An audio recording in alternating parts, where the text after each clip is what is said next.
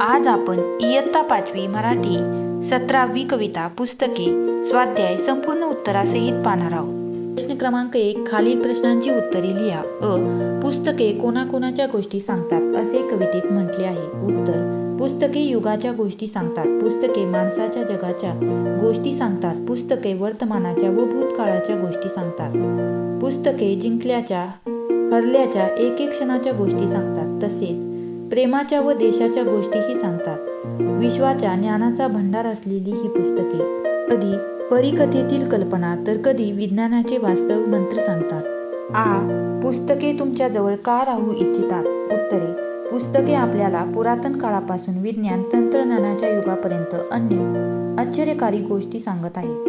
विश्वातील माहितीचा खजिना पुस्तकात आहे। या सर्व गोष्टी लहान मुलांना समजाव्यात, मुलांनी पुस्तकात रममाण व्हावे यासाठी पुस्तके लहान मुलांजवळ राहू इच्छितात। आपण पुस्तकाच्या विश्वात जायला हवे असे कवीला का वाटते? उत्तर, पुस्तकात पाखरे किलबिलतात, अक्षरे सळसळतात, झरे गुणगुणतात।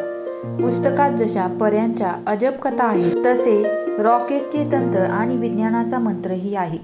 पुस्तकाची दुनिया निराळी आहे व त्यात ज्ञानाची उंच भरारी आहे, म्हणून आपण पुस्तकाच्या विश्वात जायला हवे असे कवी म्हणतात। प्रश्न क्रमांक 2, पुस्तके या कवितेतील खालील गोष्टी काय करतात ते लिहा। 1, आखरं सळसळतात।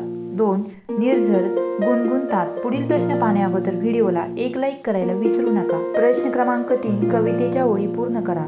पुस्तके सांगतात गोष्टी युगायुगाच्या, माणसाच्या जगाच्या, वर्तमानाच्या, भूतकाळाच्या।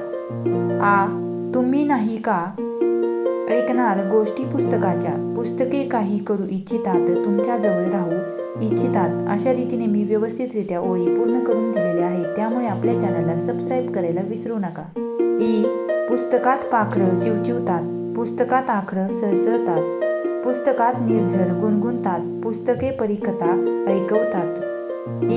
पुस्तकात रॉकेटचे तंत्र आहे। पुस्तकात विज्ञानाचा मंत्र आहे। पुस्तकाची दुनिया न्यारी आहे, ज्ञानाची उत्तुंग भरारी आहे। अशा रीतीने मी व्यवस्थितरित्या तुम्हाला ओळी पूर्ण करून दिलेल्या आहेत। पुस्तक तुमच्याशी बोलत आहे अशी कल्पना करून 8 ते 10 वाक्य लिहा। उत्तर, मुलांनो, मी पुस्तक बोलत आहे। मी तुमच्याजवळ राहू इच्छितो। मला तुम्हाला काही सांगायचे आहे। माझ्याकडे माहितीचा व ज्ञानाचा खजिना आहे, तो तुम्ही मनसोक्त लुटा।